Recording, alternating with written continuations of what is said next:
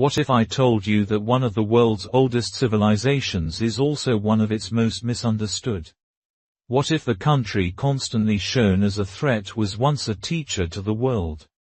And what if the pressure meant to break this nation only made it harder to destroy?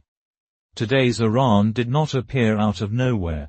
It was built, it was shaped, and it was pushed. In this documentary, you will hear things rarely shown in headlines.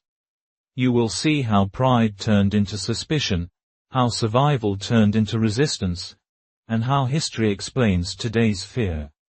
In this video, we will uncover how Iran began as an ancient empire, why conquest failed to erase its identity, how religion reshaped politics, how foreign interference changed its destiny, and how modern Iran was formed step by step. Before we begin, if you value deep history and hidden causes, like this video and subscribe to Think Forward. Now, to understand today's Iran, we must travel back in time. More than 2,500 years ago, a vast empire rose from the Iranian plateau. This was Persia. Persia was built on systems, not just armies. Governance, roads, tolerance, and law.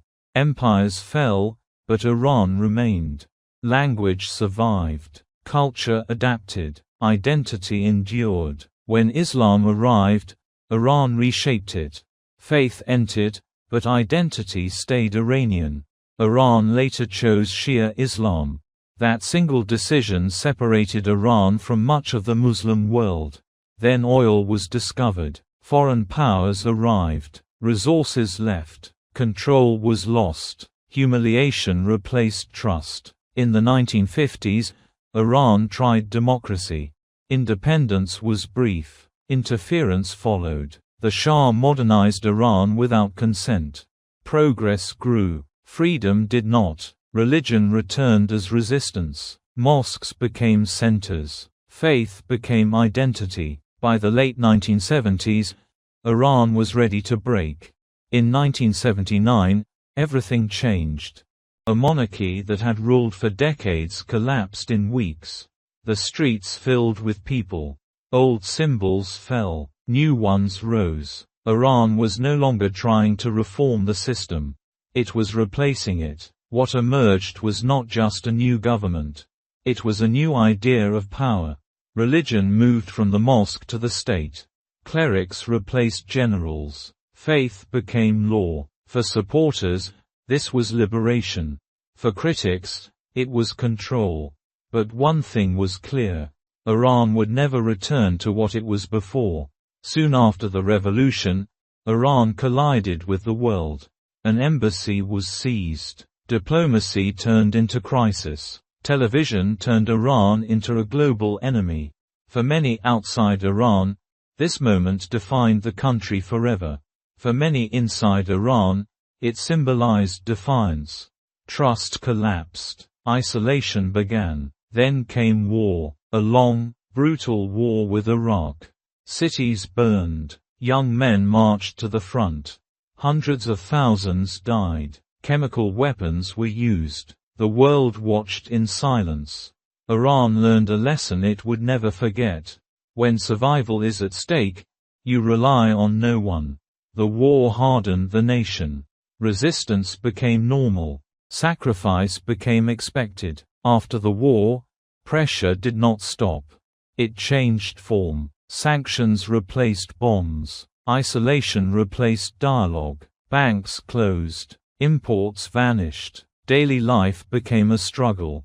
But Iran adapted. Local industries grew. Underground networks formed. Self-reliance became ideology. Sanctions were meant to weaken the system. They trained it. Then came the nuclear issue. To the outside world, it was fear. To Iran, it was security. Talks began. Agreements were signed. Promises were broken. Each deal raised hope. Each collapse deepened suspicion. Iran stopped believing in guarantees. Only leverage mattered. Today, Iran is young. Most of its people were born after the revolution. They are connected, educated, restless. They want opportunity, they want dignity, they want a future, but they live under a system built for survival, not comfort. This tension defines modern Iran. Protests rise again and again. Some are about money, some are about freedom, some are about identity. Each one is contained, each one leaves scars. The system bends, but it does not break, because it was designed not to. To the world, Iran is a threat, a headline, a problem to manage. To Iranians, it is home. Complicated, proud, tired. Two realities exist at the same time. Iran has survived empires. It has survived invasion. It has survived sanctions. It has survived isolation. The past explains how it got here. But the future remains open. Will Iran change from within? Will pressure finally force transformation? Or will Iran do what it has always done? Adapt, endure, continue? That question remains unanswered.